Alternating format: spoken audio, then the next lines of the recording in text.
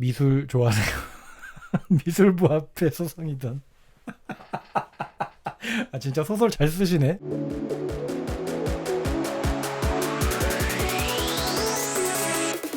작가노트는 뭐 다들 뭐 작가분이시면 다들 써보셨을 거고, 관람자분들, 뭐 컬렉터분들, 뭐 이분들도 보면은 전시 가면은 요새는 뭐 평론글보다 오히려 작가노트를 더 많이 보는 경향이 많죠. 네. 공모전 지원하려고 포트폴리오에 작가노트 쓰다가 잠시 쉬려고 유튜브 왔는데 제목 보고 바로 잘 오셨습니다. 예. 요즘에는 이제 전시가 이제 평론글보다 또 작가노트를 더 쓰는 그런 경우도 많고, 작가노트가 활용이 굉장히 많이 되죠. 그래서 어떻게 보면 작업을 하는 작가들은 이게 스트레스가 이만저만이 아닙니다. 작업은 그냥 내가 이제 해오던 거 그냥 계속 하면 되잖아요. 뭐 이거에 대한 스트레스야 뭐 당연히 있겠지만, 그래도 이제 이거는 내가 이제 익숙하게 하는 건데, 이제 글을 이제 작가 노트를 쓰는 게 이게 엄청 부담스럽죠. 글을 쓴다는 게. 그렇지 않습니까? 맞죠? 분명히 이 글을 어떻게 써야 돼? 막 이렇게 막 많이 고민도 하시고. 그래서 오늘 이거에 대해서 조금 얘기를 해볼 거예요. 근데 솔직히 뭐 저도 뭐 작가 노트 뭐 글 이렇게 잘 쓰는 편은 아니에요. 저도 뭐 잘 쓰진 않는데, 옛날에 대학교 때 배웠던 뭐 그런 것들이라던가 그런 뭐, 근데 요새 대학에서는 작가 노트 쓰는 거 가르쳐 주지 않습니까? 요새 학교는 잘 모르겠네. 배워보신 분, 그 학교 지금 대학교 다니시던 분들이나 학부 때 뭐 작가 노트 이렇게 쓰면 된다, 이렇게 써라, 뭐 아니 뭐 에세이 같은 것들 뭐 쓰게 하거나 뭐 그런, 안 배웠다고. 포트폴리오 쓰다 보니 글솜씨가 늘어서 소설을 쓰게 됐습니다. 알아서 써라. 근데 일반 작가 뭐 강사로 나오시는 분들은 이론 전공이나 뭐 이런 거 아니면 뭐잘 쓰시는 분들이 또 그렇게 딱히 없어요. 글 쓰는 거 보면 그렇게 뭐 잘 쓴다고 하는 사람 내가 거의 뭐 못 본 것 같아. 저기 유학하시는 분들은 글을 어떻게 쓰세요? 아까 사이언팡님 있잖아요. 이탈리아에서는 어떻습니까? 그런 글 쓰는 뭐 그런 것들이 있어요? 배운 적 없다. 사이언팡님도 배운 적 없다. 이탈리아에는 그런 거 안 배워줘요? 교수님 나름인 것 같은데 지금 작가 활동 활발하시는 젊은 교수님은 그래도 쓰게끔 하는데, 오래된 교수님은 작가 노트를 얘기하진 않으시더라고요. 문학 미술 하이브리드 진로. 문학 작품을 쓴다. 그냥 작업 시작할 때 생각의 고리 그런 거 쓴다. 비전공자로서 작가 노트가 자소서 비슷한 것일까요? 그러니까 뭐 비슷한 것 같아요. 예. 내 작업에 대한 얘기를 하는 거니까. 피드백도 잘 안 해주신다. 보여주면 피드백 해주는데 어떻게 쓰라고 시키진 않더라. 그러니까 보면은 이건 형식이랄 게 없죠. 작가 노트가. 이태리 교수진의 수준이 낮다. 다른 나라의 교수급이라고 생각하시면 오산이다. 아 그래요? 대학생인데 어떻게 쓰시는지보다 다른 작가 노트 인터뷰 많이 보여달라고? 뭐 예시를 준비하긴 했는데 뭐 일단은 뭐 기본 틀이 있으니까, 그죠? 형식은 중요하진 않은 것 같고, 어떤 분은 뭐 에세이 형식으로 뭐 쓰시는 분도 있고, 어떤 보면은 뭐 뭔가 평론글 같은 약간 좀 딱딱하고 건조하게 쓰시는, 그렇게 쓰시는 분들도 있고, 뭐 작가 노트가 이제 어떤 내 아이디어의 좀 근간이 되기도 하잖아요. 보통 뭐 갑자기 떠오른 생각들을 저는 어떻게 하냐면 메모 어플을 켜가지고 그래서 그냥 순간순간 나오는 것들을 다 메모를 해요.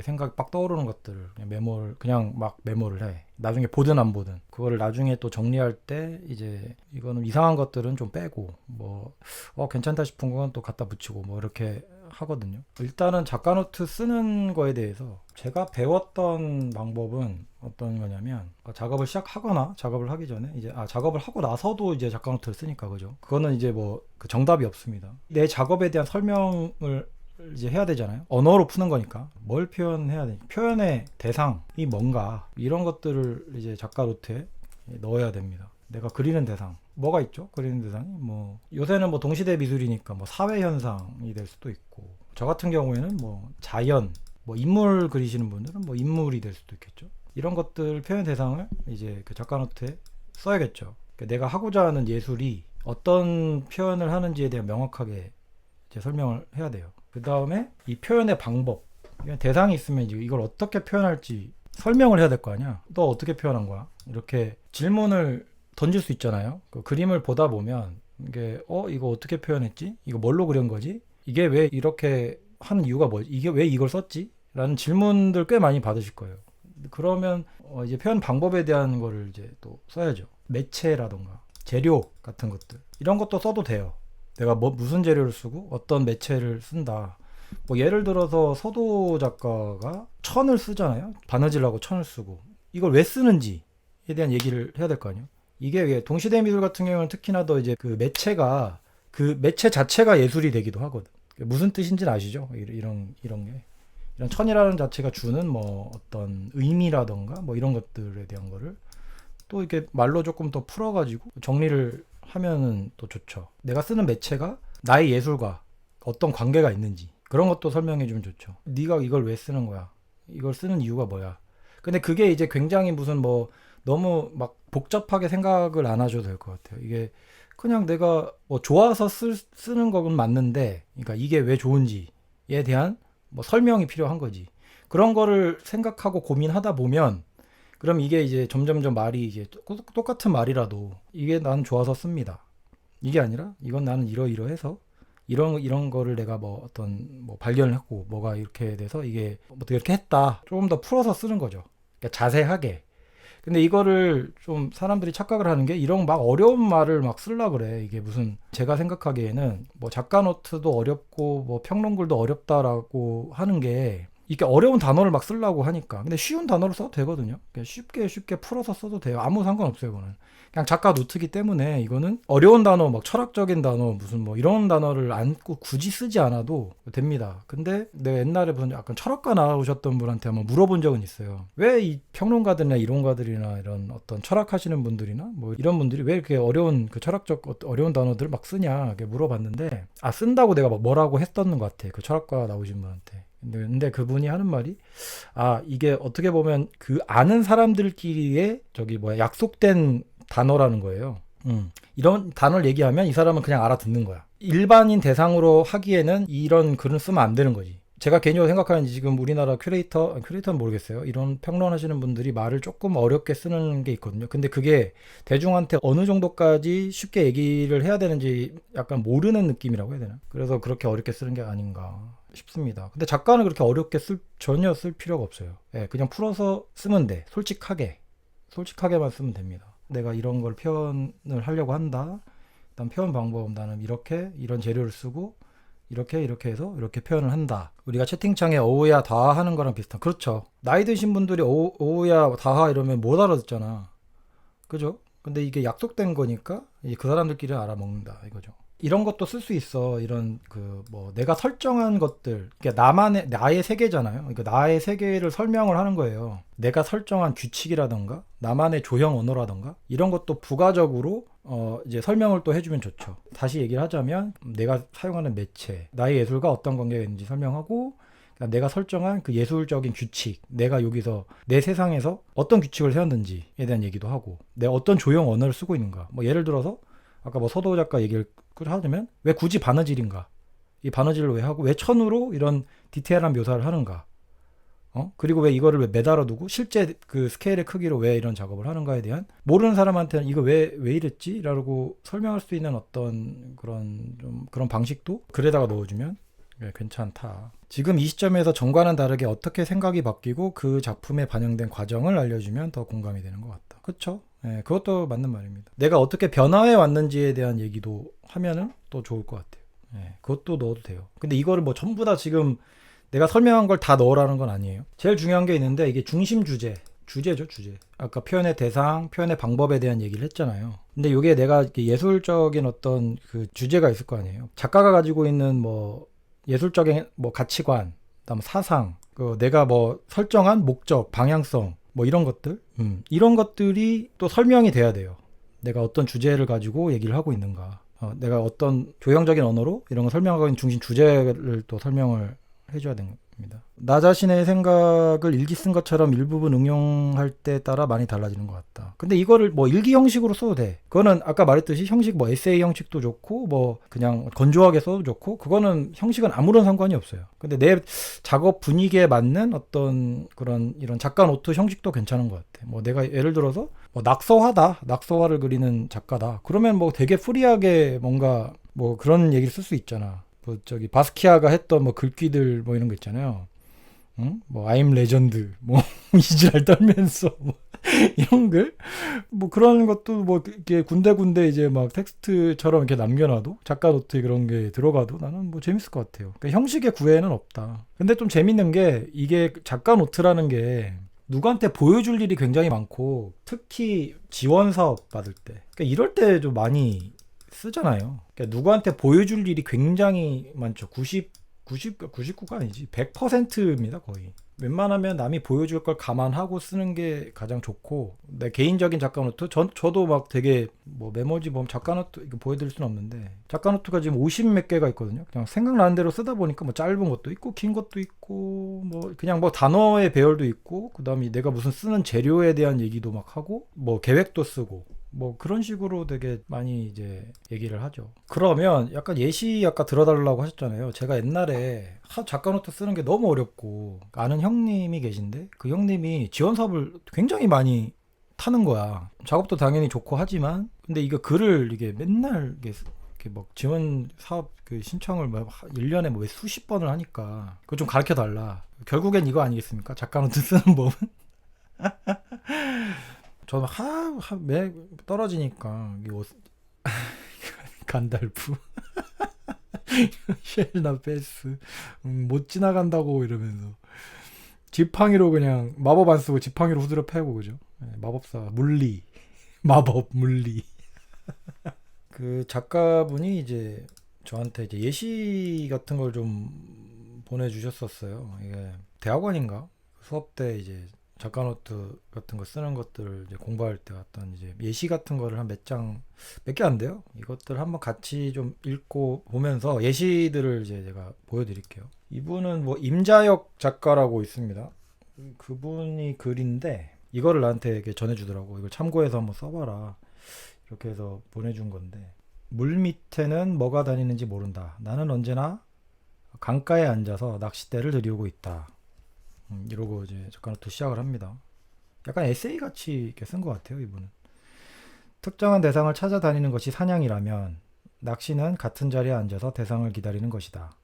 낚시꾼은 대상이 무엇이 될지는 모르나 낚싯대를 던져주는 행위 자체에서 즐거움을 얻는다. 이런 점에서 내가 그림을 그리는 태도는 낚시하기와 비슷하다. 드로잉 도구들은 이미지를 낚는 도구가 되고 나는 매 순간 무엇을 그릴지 궁금해하면서 항상 무언가를 그리고 있다. 나의 드로잉들은 일상생활에서 다가오는 느낌이나 아이디어를 즉흥적으로 표출하고 내 안을 지나가는 이미지들을 끄집어내는 장이다. 자신의 외형을 묘사함으로써 자기를 표현하는 그림을 자아상이라고 한다면 나의 그림에는 자아상이라는 이름을 붙일 수 있다. 자신의 이야기를 표현하되 객관적인 나의 모습이 아니라 내가 감각자로서 주체적으로 느끼는 주관적인 나를 표현한다. 나 이외의 예적 외소로서 주변에서 보이는 것들을 통해 결국은 나의 의식 및 무의식, 잠재의식까지 직관적으로 표현한다. 머릿속에 구체화되지 않은 상태로 존재하는 이미지는 벽면, 종이 혹은 판 위에 끄적거리는 선으로 가시화된다. 그때그때 떠오르는 이미지를 기록하고 표출하려는 욕구가 강하여 최초의 생각에 설명을 부과하거나 시간을 두고 작업하는 것과 거리가 있는 드랭의 요소가 강한 작업이 된다. 내 머릿속에 슬쩍 지나가는 시적인 상상의 이미지는 마치 물에서 물고기를 건져 올리듯 내가 그것들을 평면 위에 그려놓을 때 선을 통해 서서히 들어 올려진다. 이게 보니까 이게 스테이트먼트를 연결한 사례라고 이렇게 보는 게 뭐 낚시 끝에 여름이었다.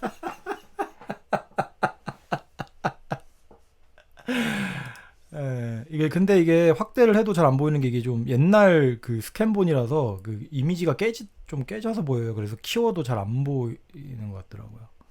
이제 이런 식의 이제 작가 노트도 있다. 그러니까 아까 봤듯이 이제 뭔가 뭐 비유적인 표현을 하잖아요. 낚시에 대해서 비유를 해서 나의 드로잉이 이런 식의 거와 비슷하다라는 거를 이렇게 드러내주는 그러니까 나의 드로잉에 대한 설명을 이렇게 한 거죠. 은유적 표현도 적절하게 배치된 듯하다. 두 번째는 이제 김태준 작가라는 작가인데 이것도 이제 작가노트. 작가노트는 또 이렇게 막 길게 무슨 뭐 엄청 이렇게 쓸 필요 없어요. 간단하게 나의 생각, 뭐 나의 작업에 대한 얘기, 뭐 이런 것들을 그냥 알기 쉽게 그냥 아까도 되게 은유적으로 표현했다 그랬잖아요. 아, 나의 드로잉은 이런 표현이다. 그러니까 되게 알기 쉽잖아요. 그러니까 어려운 말도 쓰지도 않았어. 그죠? 그냥 아, 나는 내 드로잉은 이렇게 하는 거다. 뭐 이런 식의 표현이 더 이해하기 쉽게끔 이게 표현을 해준 거지. 그러니까 오히려 읽기도 되게 편하고, 그죠? 그러니까 괜히 어려운 말 쓰지 않아도 됩니다. 자, 그다음 또 읽어드릴게요. 나의 작업 구상은 작품의 재질과 표현 방법에 따라 여러 과정을 거치고 있다. 1991년 독일로 유학 오기 전부터 관심을 가지고 있었던 신표현주의에 관한 작업은 유학 후 변하기 시작했다. 1991년까지 계속되던 회화 작업은 1992년부터 회화와 사진 접목으로 변화했고 1993년 이후엔 사진 매체를 가지고 여러 가지 실험적 작업을 했다. 1997년부터는 사물을 다시 사진과 접목하거나 사진과 사진을 한 화면 위에 연결시키고 특히 과거 유럽에 실현되지 못한 건축 설계도를 가지고 작업과의 연계를 시도했다. 이 과거의 자료를 근거로 하는 작업에 관한 생각의 출발은 1994년 아버님이 돌아가셨을 때였다. 당시 충격적이었던 상황을 겪으며 죽음과 그 이전 그 이후의 생각들을 윤회로서 해석하게 되었고 이러한 재탄생의 의미를 가지고 새로운 작업을 시도했다. 이 생각은 설치나 프로젝트 그리고 그 밖의 다른 작업을 통해서 그 소재가 가지고 있는 특수성과 다양성으로 다시 나타나게 된다. 이러한 맥락의 작업 중 특히 건축을 이용한 것들은 그 건축이 지닌 이야기를 재해석하는 것이다. 즉 파괴된 건축물이 아니면 도면만 남아있는 어느 한 건물의 역사를 나의 작업 양식으로 다시 내보이려는 것이다. 이는 예전에 그 건축을 다시 실현하는 것이 아니라 한 존재에서 다른 존재로의 새로운 탄생을 의미한다. 이러한 작품 표현은 사회적 공유성을 많이 내포하고 있다. 즉 일반인들과 함께 공유하고 즐기는 작품을 제작하는 것이다. 그 좋은 예로서 1999년에 제작되었던 호프만 프로젝트와 2001년 카셀 시청 프로젝트 그리고 2003년 더건 갤러리 재개관 기념전에서 보여준 프로젝트를 들 수 있다. 앞으로도 계속 이러한 역사적 근거를 바탕으로 함께 경험하는 삶의 이야기를 표현해내고자 한다. 되게 위인전처럼 쓰셨다. 좀 그죠? 뭐 이런 이제 작가 노트도 있는 거예요. 연도별로 순서대로 나는 어떻게 해서 이 작업을 하고 있었는데 어떻게 해서 변화를 했고 몇 년도부터는 또 무슨 뭐에 관심을 가졌고 뭐 이런 식의 나열도 상관이 없는 거예요. 이게 잘 썼다 못 썼다가 아니라 뭐 이런 방식도 있다. 뭐 이게 뭐 멋부리면서 쓰지 않아도 되는 뭐 그런 것 중에 하나죠. 그러니까 객관적으로 이제 작업의 변화를 그냥 서술을 한 거지 그냥 수수수수. 짬에서 나오는 바이브 없이는 저렇게 쓸 수 없다고? 짬? 무슨 짬이 있을까요? 여러 매 해마다 이렇게 뭐 했던. 그러니까 신인 작가들은 조금 힘들겠지, 그죠? 처음에 보였던 그 임재혁 작가처럼 뭔가 비유적인 은유적인 표현을 쓰면서 이렇게 나가도 괜찮을 것 같고 이제 조금 나이 먹고 이제 뭐 5년 뭐 한 10년 정도 되면 저런 식의 어떤 작가 노트도 쓸 수 있다. 그 다음 세 번째는 뭐 유명한 안규철 작가 아시죠? 저렇게 쓰려면 13살부터 시작해야 될 듯. 피카소처럼 나의 4살 때 그림 14살 때 8살 때 그림 14살 때 그림 이러면서 한번 읽어볼게요. 안규철 작가 원래 이제 뭐 글을 쓰시던 분이니까 왜 거리가 멀어지면 사물들은 작아지는가 그것들은 점점 작아지다가 하나의 점으로 바뀌고 그 다음엔 아예 사라져 버린다. 큰 것이 작은 것으로 되고 있는 것이 없는 것으로 바뀐다. 너무나 일상적인 일이지만 생각해보면 그것이 마술처럼 신기할 때가 있다. 아마 안과의사들은 우리의 눈이 그런 구조를 갖고 있기 때문이라고 설명할 것이다. 맞는 말이다. 그래도 궁금증은 풀리지 않는다. 있는 것을 없는 것으로 같은 크기의 것을 서로 다른 크기로 포착하게 만드는 그럼으로써 진실을 왜곡하는 이러한 망막 구조는 왜 생긴 것인가? 그것이야말로 인간의 모든 오해와 불신과 무지의 갈등의 원인이 아닌가? 이러한 인간의 조건을 넘어설 방법은 없는가? 이 작품은 어떤 형태가 점점 작아지다가 결국은 하나의 점으로 변하는 과정을 재현하고 있다. 우리가 의자와 탁자라고 인지하는 형태가 하나의 점으로 변하는 변신과 소멸의 단계를 이어붙여 하나의 입체적인 형태로 고정시킨 것이다. 근데 이거는 좀 잘 못 읽겠네요. 자라나서 의자로 또는 탁자가 된 상태라고 해도 좋다. 사라지는 것이든 혹은 이 작품이 보여주는 것은 결국 있음과 없음 사이의 간격이라고 할 수 있다. 이것은 또한 관객이 그 위에 걸터 앉을 것을 권유하는 뭐 이거였죠. 긴 의자다. 그 위에 앉는 사람은 사물의 출현과 소멸 사이, 있음과 없음의 사이의 한 지점에 앉는 것이다. 나는 그것이 앉는 관객이 사물의 이러한 마법에 대해 잠시 생각해볼 시간을 갖기를 기대한다. 까마득한 어린 시절 누구나 이런 생각에 골몰했던 기억이 있지 않은가. 미술 좋아하세요? 미술부 앞에 소송이던. 아 진짜 소설 잘 쓰시네 돈돈님. 이게 보면 이제 제목이 뭐 안규철의 사라지는 의자라고 이렇게 그 작업에 대한 뭐 도큐멘트인 것 같아요. 한 작품에 대한 도큐멘트 그런 것 같은데 이거를 뭐 이런 식으로 어떻게 보면 조금 문학적인 느낌이 또 있는 것 같고 그죠? 종류가 엄청 여러 가지죠. 그러니까 뭐 어느 하나에 뭐 국한될 필요 없다. 뭐 정정주 작가 제목도 시선, 공간, 움직임 뭐 이런 식으로. 와 이거 좀 기네. 우리의 눈과 비디오 카메라의 렌즈를 비교해보는 것은 흥미로운 일이다. 우리가 하루 동안에 육안을 통해서 보는 것은 약 16시간에 걸쳐 비디오 카메라를 작동시키는 것에 비교될 수 있다. PAL 방식 비디오 프레임 수가 초당 25장의 그림으로 환산된다는 것을 고려한다면 우리는 하루에 약 144만 장의 그림을 본다고 할 수 있으며 그 그림들은 우리의 뇌 속에 입력되고 저장된다고 할 수 있다. 이렇게 저장된 자료들은 어느 순간 기억이라는 특별한 기능에 의해 우리 눈앞에 다시 끄집어내어진다. 하지만 우리의 뇌 속에 이 모든 자료들이 저장되어 남아있지 않는 것 같다. 특히 과거로 거슬러 올라갈수록 기억할 수 있는 양이 적어진다. 대부분의 사람들이 3살 때의 일부터 기억해낼 수 있다고 말하지만 그 기억마저도 단편적인 것을 볼 수 있다. 우리가 보고 듣고 그리고 기억하는 일체의 과정 속에는 무의식적인 선택의 과정이 포함되어 있다. 하나의 실험을 해보면 당신은 지금 아무것도 없는 흰 벽 앞에 서 있다. 그리고 당신의 시선을 왼쪽에서 오른쪽을 향해 서서히 둘러본다. 당신의 눈동자가 순간순간 멈춰서서 그 멈춰선 지점에 초점을 맞추는 것을 느낄 수 있을 것이다. 이 짧은 순간들에도 우리의 눈과 두뇌는 자동적인 선택의 과정을 행하고 있는 것이다. 내 작품들 속에서 내 눈은 작은 감식 카메라로 그리고 눈의 움직임은 카메라 움직임으로 대치되어 있다. 앞에서 설명된 바와 같이 눈의 움직임은 끊임없이 멈춰서고 그 멈춰선 지점에 무의식적으로 초점을 맞추는 과정을 반복하고 있다.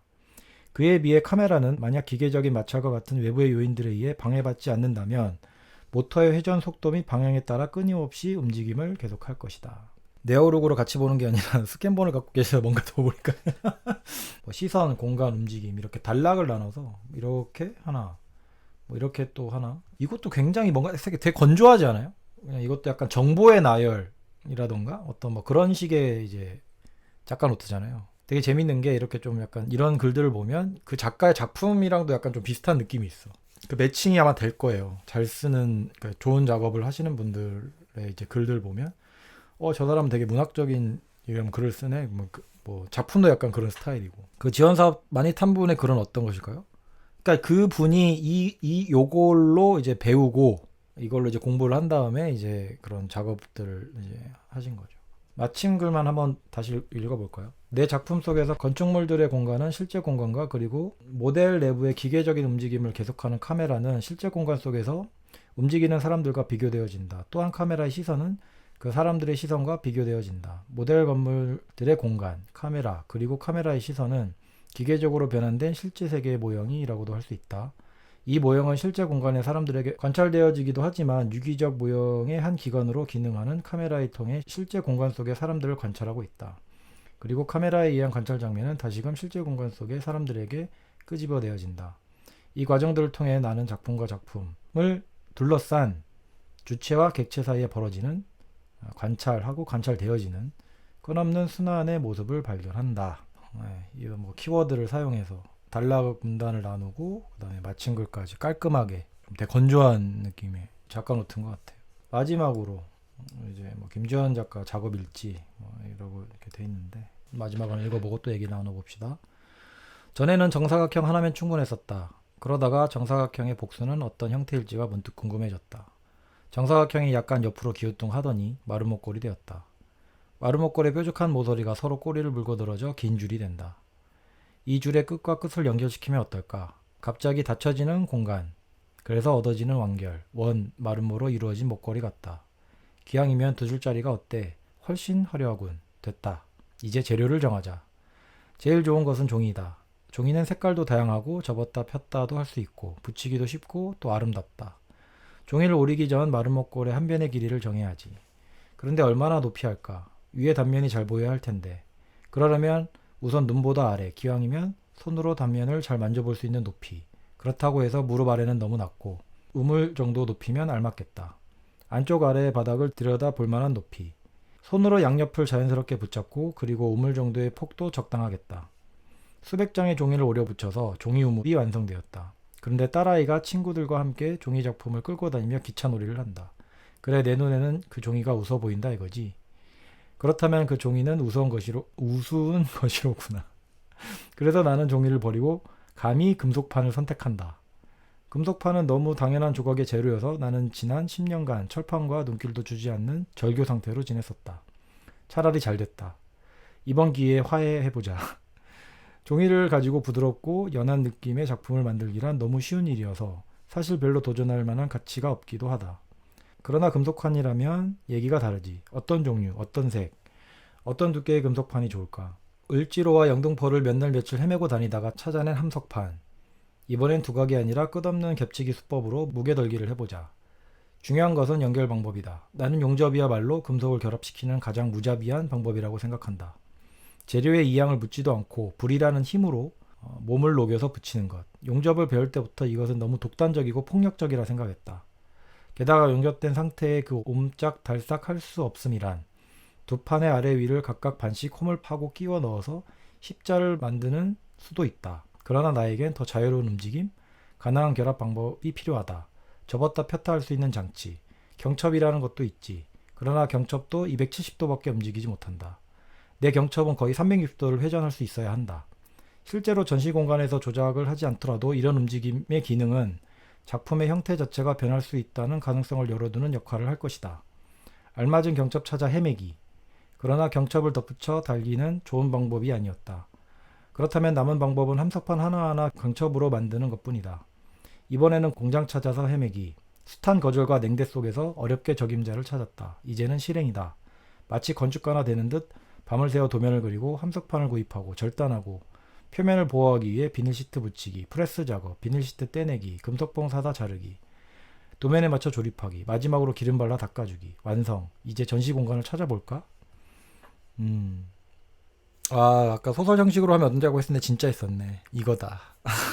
저는 세세한 본인 생각도 일부러 글로 쓰네요. 작가 노트가 저보다 많다고. 97년도에 쓰신. 어떻게 보면 이게 자기 그냥 일기처럼 쓴 거죠. 근데 이게 요즘 작가 노트 스타일이에요? 이게? 이렇게 이제 막 일기 형식으로 막 주저리 막 쓰는 그런. 작업하는 방법만 소소한 이유가 있을까요? 글쎄요. 이게 오히려 뭐 이런 방법들만이 나열을 하면서 그런 어떤 느낌을 주고 싶었다고 해야 되나? 그런 수도 있죠. 그러니까 내가 이 소재랑 이 작품에 대하는 어떤 과정이라던가 어떤 뭐 느낌이라던가 이런 것들 그대로 전해주고 싶지 않았을까? 그러니까 근데 이거는 제가 보기에는 뭐 보여주기보다는 오히려 조금 더 자기의 일기처럼 쓴 느낌이라 누구한테 보여주기보다는 나의 어떤 그런 것들 생각들을 그냥 막 나열해서 쓰는 그냥 생각나는 대로 쓰는 어떤 그런 작업 노트가 아닌가 하는 생각도 들어요. 그러니까 다 다르죠 형식이 작가 노트가 뭐가 좋다 나쁘다 할 수가 없어요. 그러니까 나한테 어울리는 어떤 스타일이 분명히 존재하고 그런 것들을 잘 찾으면 좋을 것 같다. 도움이 좀 되셨어요? 그리고 나는 조금 그 작가 노트 쓸 때 저는 어떤 방식을 취하냐면 그 나랑 비슷한 작업을 하는 작가들이 분명 있잖아요. 크 역부족이었다. 수도권 4년제 대학을 졸업한 나도 쳐도 취업이라는 녀석 앞에서 그건 그거 아닙니까? 라노벨 아니면은 그런 거 아니야? 나랑 비슷한 작업을 하는 작가 특히 약간 대가들 있잖아요. 뭐 대가라던가 뭐 인터뷰 홈페이지 가보면 이제 거기 보면 이제 자기 그 어떤 글들이 있거든요.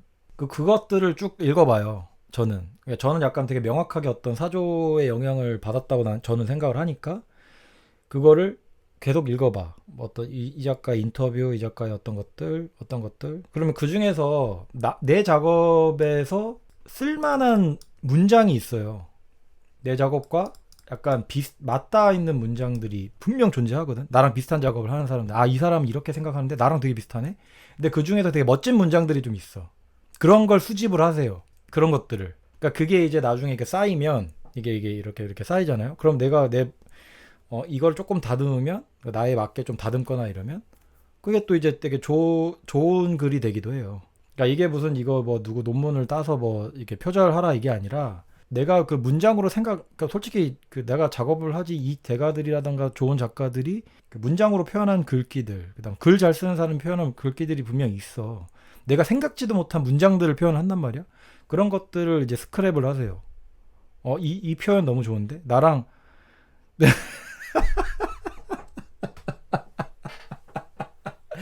비슷한 사람 거 베끼라는 게 아니라 피카소가 그 얘기했잖아. 위대한 화가는 훔친다. 네? 아니 뭐 어때? 아트 선재에서 박이소 작가 작가 노트 혹은 제작 노트인지를 봤는데 작품은 단순해 보이는데 노트는 엄청 두꺼운 한 권의 책이더라고요. 포스트 모던한 작업은 그렇게 개념 설명이 많이 필요한가 싶더라고요. 당신도 훔쳐라.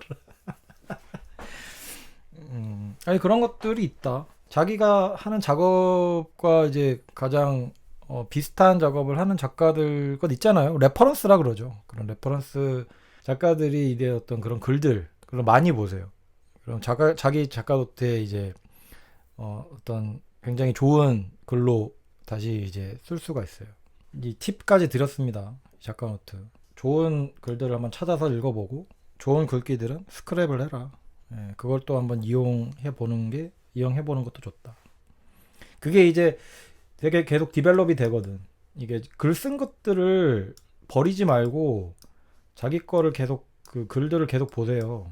내가 또 썼던 그 글들을 그래서 그거를 계속 발전시켜서 이렇게 나가는 방법. 계속 다듬어. 글은 다듬으면 다듬을수록 계속 좋은 글이 나옵니다. 그러니까 내 글들을 버리지 말고 계속 거기서 디벨롭을 계속 시키세요. 계속 써보고 고쳐보고 이 표현이 낫나? 이 표현이 조금 어렵나? 이 단어는 좀 더 쉽게 쓸 수 있는 방법이 없나? 아니면 아까 말했던 문유적으로 더 표현할 수 있는 방법이 없나? 뭐 그런 것들. 그러니까 내 주제에 맞춰서 내가 뭘 표현하는 대상이 뭔지, 내가 표현하는 매체, 내가 표현하는 재료 소재가 뭔지 이런 것들 설명해 주면서 좀 재밌게 뭐 말할 수 있는 그런 것들이 분명히 존재하니까 그런 것들을 잘 섞어서 글을 쓰시면 좋을 것 같습니다. 돈돈님은 글 되게 잘 쓰실 것 같은데? 아까 막 소설처럼 정말 마치 그 슬램덩크에서 소연이한테 소연이가였나? 농구 좋아하세요? 이런 것처럼 시작을 해.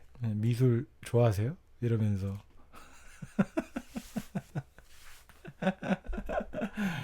마지막에 막 정말 좋아합니다. 진심을 다해 좋아한다고요? 뭐 이러면서 막. 실제 샘플을 보여주시니 좋은 것 같다. 이렇게 작가 노트에 대해서 내가 설명하기는 진짜 난생 처음인 것 같아. 그래서 저도 근데 잘 쓰진 않아요. 미술을 좋아합니다. 이번엔 진짜라고요. 그러니까 미디어 아트는 작가 노트 쓰기가 어려운 것 같다. 근데 미디어 아트가 오히려 조금 더 쉽지 않아요? 왜냐면 매체가 좀 특이하고 그냥 소재 이런 것들이 굉장히 특이하잖아요. 그걸 왜 이용을 하는지 이게 왜 내 예술적인 언어로서 이게 왜 필요한지에 대한 뭐 어떤 뭐 그런 글들을 좀 쓰면 좋을지. 훌륭하게 생각하는 미디어 아트 작가분 있냐고? 아니 뭐 우리나라 백남준 있잖아요. 백남준도 있고 최근에 뭐 미디어 아트 작가 중에 저 누구냐 저기 뭐 빌비올라도 있고 많죠 되게 그런 미디어 아트 하시는 분들 중에서 이렇게 한번 쭉 찾아보세요. 이게 왜 이 사람들 어떤 생각을 할까 이게 무슨 의미일까 뭐 이런 것들과 뭐 인터뷰 내용도 좋고 뭐 그런 것들 글들을 나온 게 어마어마하게 많잖아요. 그런 것들을 한번 찾아보시고 거기에 대해서 이 사람은 이거에 대해서 이런 생각을 하는구나. 그래서 이제 한번 이제 그것들을 아까 말했듯이 이런 이 사람이 생각했던 좋은 문장들도 스크랩을 해가지고 내 뭐 작가 노트에도 활용을 해본다던가. 오히려 회화 작가들이 되게 힘들걸? 지금 예술의 전당에서 전시 중인 작가가 게르하르트 리터 전시에 감명을 받고 작품을 제작했다고 하니까 뭔가 있어 보여 궁금하던데 아까 담임 말씀대로 대가에서 어떤 영감 받았다 이런 말 쓰는 것도 괜찮은 것 같다. 그쵸? 예. 저도 뭐 작가 노트에 이런 어떤 그런 뭐 어떤 그런 것도 쓰긴 해요. 비올라 너무 좋아요. 레퍼런스도 엄청나고요. 그러니까 이런 것들 이래서 내가 공부를 해야 된다는 거예요. 이래서 작가 공부를 그러니까 괜히 작가 공부를 하라는 게 아니에요. 나한테도 영향을 줄 수 있는 것들이 이제 그림 말고도 이런 글적인 것들, 그 사람의 생각들을 이제 텍스트로 읽었을 때 또 다른 어떤 그런 것들이 있으니까 이래서 공부를 해야 된다. 자기 작품 잘 설명하시는 작가님이 작가노트도 잘 쓰시는 것 같아요. 생각을 잘 정리하는 건 어려우면서 중요한 것 같아요. 관객 입장에서도 고맙고요. 그쵸. 일단 작가노트가 뭐 작품이 있고 그다음에 이제 노트, 작가 노트가 있잖아요. 설명, 글, 텍스트가 있는데 이제 이것들이 뭐 이게 둘이 합쳐서 한 100이라고 할 때 작품이 뭐 진짜 99거든요. 작품이 보여지는 게 99인데 이게 뭔가 채워지지 않은 1 정도를 딱 채워줄 수 있는 게 어떤 그런 글인 것 같아요.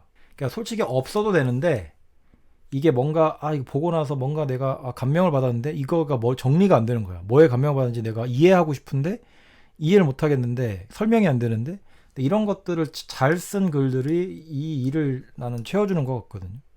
네, 이런 설명이나 이런 것들. 그래서 이제 어떻게 보면은 중요하다고 할 수도 있지만 뭐 또 중요하죠. 예, 중요한 것 같아요.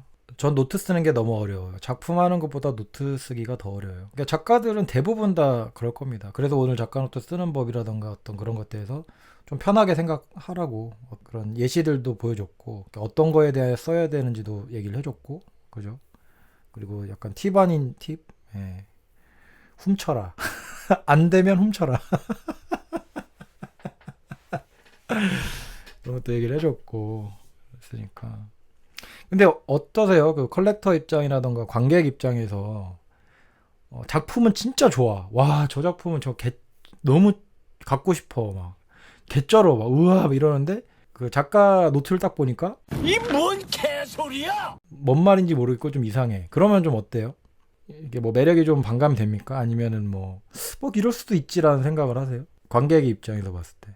그럼 그냥 작가 노트 무시하고 작품 관람합니다. 한 반반? 그림 좋으면 끝이다. 별 영향이 없다. 노트 잘 쓰고 작품 구린 것보단 좋은 것 같다. 그건 당연하죠. 그건 좀 당연한 거. 작품 좋으면 뭐 끝이요. 그게 100인데 작가 노트가 잘 되어 있으면 101% 감동. 101%까지. 뭐 그런 거 보면 이제 잘 쓰는 게 좋긴 좋다는 얘기네요. 그죠? 한계륜 작가가 노트가 제 취향에 딱 꽂혀서 인상 깊게 본 기억이 난다. 보통 아트페어 같은 데는 노트까지 보고 구입하진 않고 작품의 첫인상이 중요한 것 같다. 그쵸. 좋았던 것들이 이게 왜 좋지라고 이제 생각을 하다 보면 이게 찾아보게 되잖아. 이제 이 작가 생각이 뭔지 궁금하니까. 이게 작품은 약간 시적이잖아요. 어떤 시적인 어떤 그런 글을 이제 던져놓고 이것들 사람들이 이렇게 많은 감정을 느끼게 하니까 그거에 대해서 내가 어떤 정리가 필요한 건데 그게 어떻게 보면 텍스트가 좀 도움이 될 수 있거든. 최상위권 사람들한테는 역시 난해한 언어로 그 세계의 담론이 먹히는 것 같다. 약간 좀 모를 법한 이야기? 옛날에 약간 모더니즘적인 어떤 그런 거죠. 엘리트 미술이라고 해야 되겠죠. 그런 그린버그가 추구했던 그런 거 아닙니까? 예술은 몰라야 된다. 뭐 이런 거. 더 어렵게 보여줘야 되고, 어렵게 뭐 느껴져야 되고. 아는 게 뭐 교양이고 아는 게 좀 뭐 이런 것처럼 뭐 요새는 당연히 그런 건 없어졌지만 지적 허염시라는 게 무시할 수 없지. 그죠? 작업이 좋은 게 더 중요한 것 같다. 미술관의 중요 전시에서 노트가 구리면 마케팅적으로 공개를 안 할 듯하지만 시장에서는 상관없을 듯. 그러니까 요새는 어떻게 보면 작가 노트라고 보면 아까 누가 얘기했죠. 그 어떤 분이 이게 요즘 스타일이다 하면서 막 어떤 그냥 내 생각에 그냥 나열만 쫙 보여주는 어떤 그런 것도 보면 좀 친절하진 않지만 그 상황을 계속 묘사를 하다 보니까 그 감각이 약간 좀 끌려가는 느낌도 있잖아요. 뭐 그런 식의 어떤 노트라던가 그런 것도 참 되게 어떤 작업의 한 어떤 부분이 되는 것 같기도 해요.